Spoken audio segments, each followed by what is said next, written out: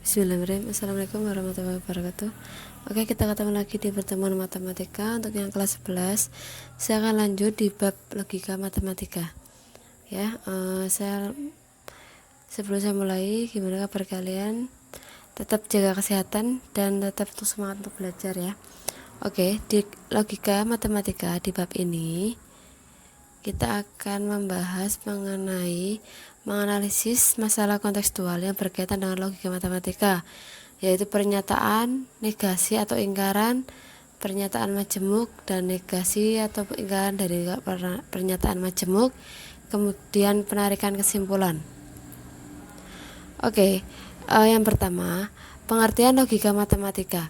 Logika matematika adalah pola berpikir berdasarkan penalaran dan dapat diuji kebenarannya secara matematika. Yang kedua, yang kita bahas adalah pernyataan, kalimat terbuka, dan ingkaran. Pernyataan merupakan kalimat yang sudah pasti mempunyai nilai kebenarannya.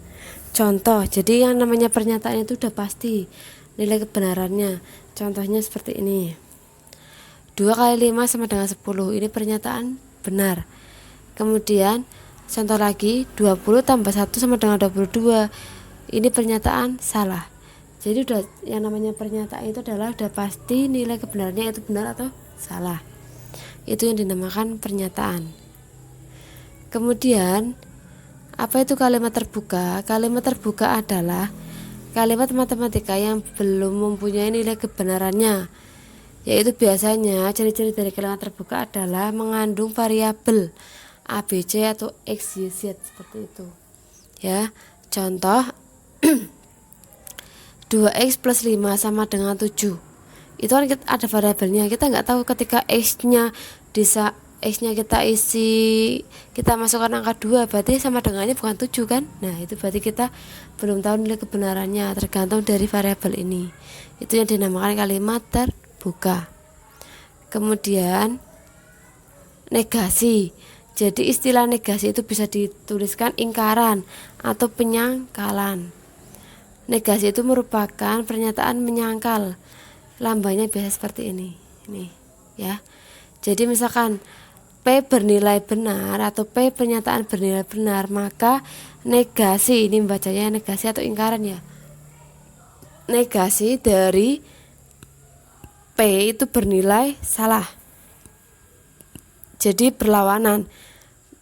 Kalau P benar berarti negasinya nanti salah. Jika P salah maka negasinya adalah benar. Seperti ini. Contoh, Jakarta adalah ibu kota Malaysia. Berarti nanti negasinya adalah diberi kalimat atau kata bukan. Itu negasi. Oke, lanjut. Nah, kita akan bahas pernyataan majemuk. Di pernyataan majemuk nanti ada konjungsi. Ini lambangnya seperti ini, V ke bawah ya. Kemudian ada disjungsi, itu lambangnya V, ini V kayak V ini ya. Kemudian ada implikasi, lambangnya seperti ini. Kemudian ada biimplikasi, lambangnya dua arah seperti ini. Oke, yang dinyatakan pernyataan majemuk yang pertama yang kita bahas adalah konjungsi. Konjungsi itu lambangnya V tapi dibalik, dan biasanya itu bacanya dihubungkan dengan kata dan. Jadi konjungsi itu adalah dan ya. Kata hubungnya itu dan.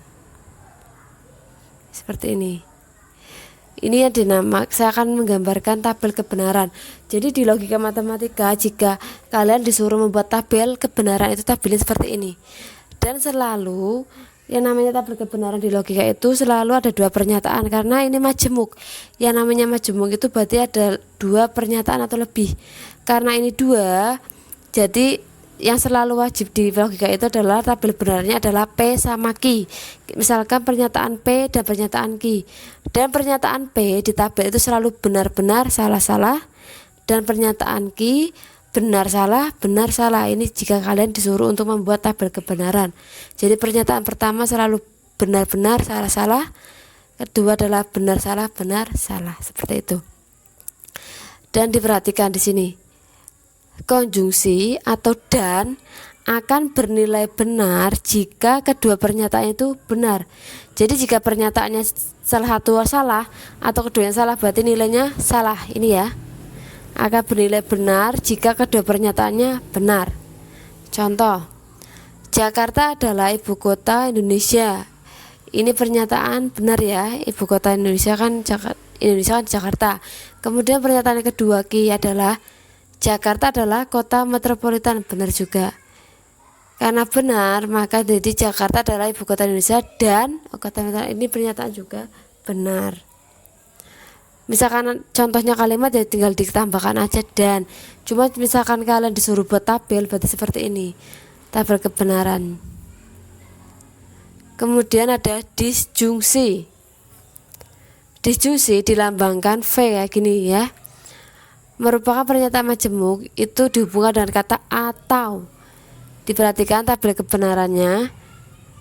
Disjungsi akan bernilai salah ketika keduanya pernyataan itu salah, selebihnya itu benar semua ini ya. Contoh kalimatnya tinggal ditambahkan atau juga. Implikasi arah satu ini ya, itu biasanya dihubungkan dengan kata jika P maka Q. Jadi ada jika dan maka. Implikasi itu jika maka. Nah, di implikasi akan bernilai salah ketika kedua pernyataannya, yang pertama adalah jika kalian benar, jika benar maka salah, itu akan bernilai salah, selebihnya itu benar semua. Berarti jika benar disalahkan itu salah ya, itu implikasi. Nah contohnya, Atta rajin belajar, benar. Atta lulus dengan nilai gemilang juga benar. Maka dihubungkan jika Atta rajin belajar, maka Atta lulus dengan nilai gemilang.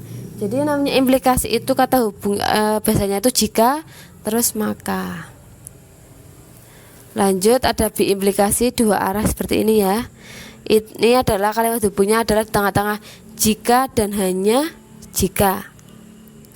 Nah di biimplikasi di sini adalah akan bernilai salah ketika yang pertama benar, jika dan hanya jika salah maka salah, salah jika dan hanya jika benar maka salah.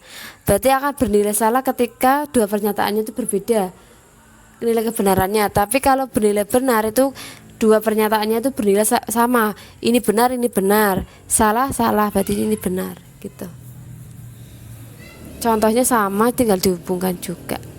Jika dan hanya jika. Berarti pernyataan pertama jika dan hanya jika, pernyataan kedua. Jika kalau implikasi itu jika maka, jika pernyataan pertama maka pernyataan keduanya apa.